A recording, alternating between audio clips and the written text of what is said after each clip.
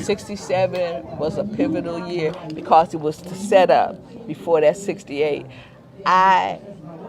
If I could get in a time machine, You'd go back to 67. I gotta do it one more time. I I gotta do it one more 67. time. That's 67. I'm going with you. Oh my God, 67. See, I'm 18 years old.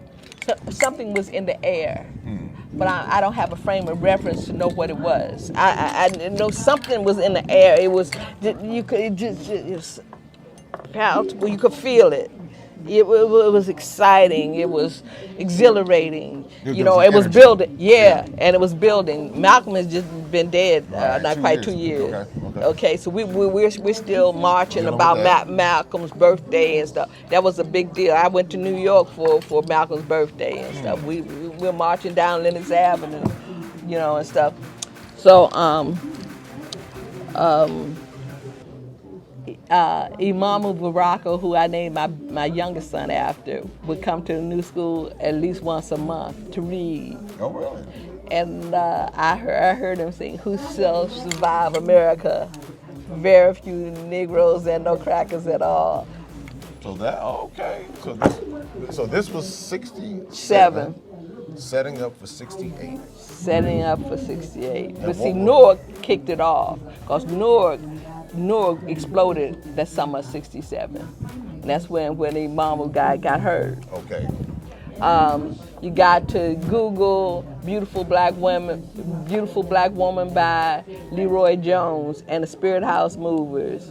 You got to hear that. And "Black is Beautiful Black" by Leroy Jones. You got to Also, listen so to. these are things I'm telling you. This is before the Nobody Black talked about Power this. Conference. Nobody taught us this. We don't know. I'm this. getting ready to get deep with I you. see. I'm ready.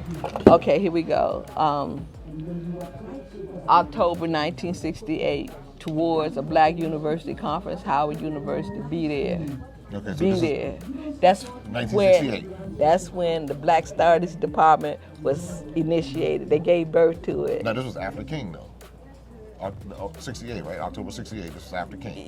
Yeah, after Okay. King. Oh, that's right. I'm ahead of myself. Let me go back. Okay, all right. Let me go back. Let me go back to March. Let me go back to the last week of March, 1968. MLK came to D.C.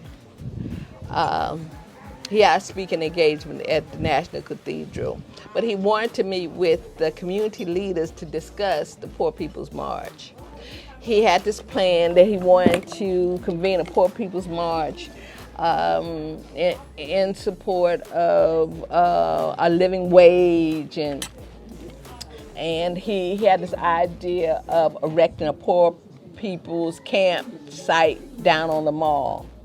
So there was in attendance Jesse Jackson, James Bevel, Hosea Williams, Andrew Young, Jesse Jackson, Ralph Abernathy, and MLK. So I came in with my leader, Stokely Carmichael. Yeah.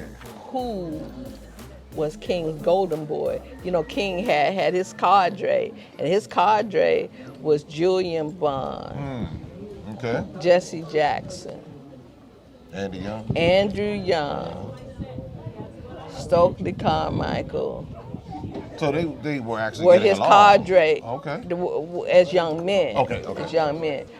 But Stokely was in number one position because he was the sharpest and the smartest and the most articulate. Your boy was nowhere to be found. What's his name? John Lewis. Everybody putting him up in it. Oh, okay. He was like the stepchild. Okay. He was on the fringes because Okay. you know he wasn't on the level with He was younger. it.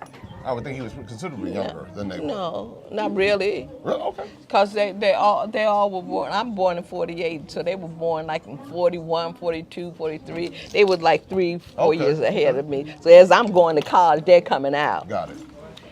All right, so the meeting was for all of y'all who wanna know. It was at the Church of the Redeemer, Washington D.C., the last week of March, 1968. Okay, so King is talking about what he wants to do. And you were there. I was sitting right there on the same row with Stokely. So and you've met Martin Luther King. I didn't meet him. Okay. I'm sitting here.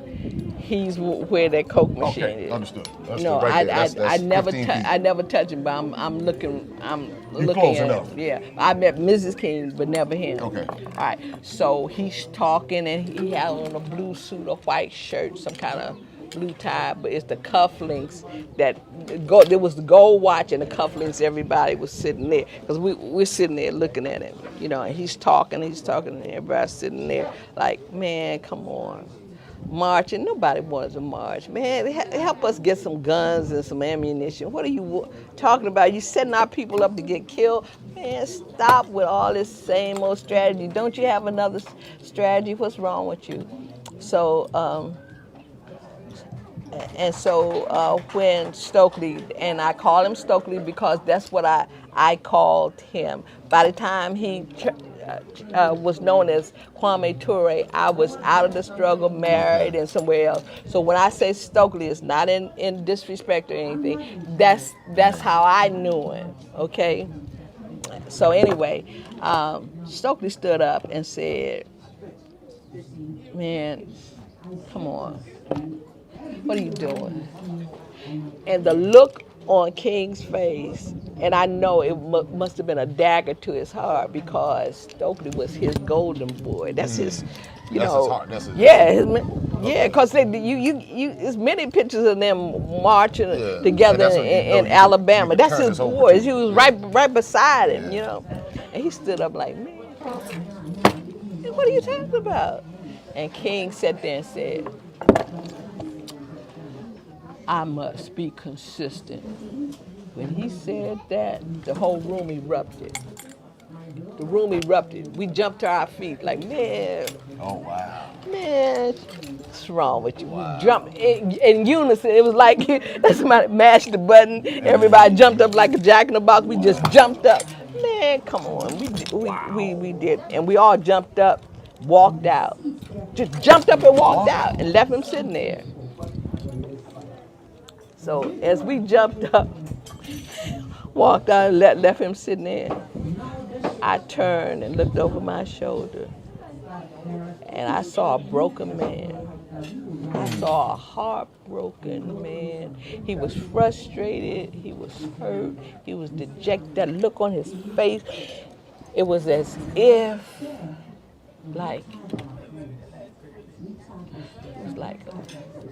so this is it. This is where we are with it. The look on his face, he just sat there and wow. And for Stokely to do that, it was almost like betrayal. It was almost for him. That look, and I'm so glad. And I played that back in my mind. I played it back in my mind because I was so glad I turned to look in the court. I caught it. I just wish I had a camera. That look on his face told the story. And then a week later, he was gone. A week later, and let me tell you, okay, Google April 5th, 1968 press conference. There are two of them on YouTube. There is the 5-minute one and there's the 11-minute one. The 11-minute press conference, I was there. And I'm telling you, what Stokely said, they should have got me. They should have killed me instead of him. That's what he said. Because it's on. Yeah, he said they should have killed me instead of him because it's on now. You gotta I'm hear gonna it. You have to hear. As a matter of fact, we might drop that in there. You have to hear. Yeah. It was on. It was on. So where did it go from there? So once King was assassinated, how did that affect Stokely? Man, I thought the revolution was going to get started.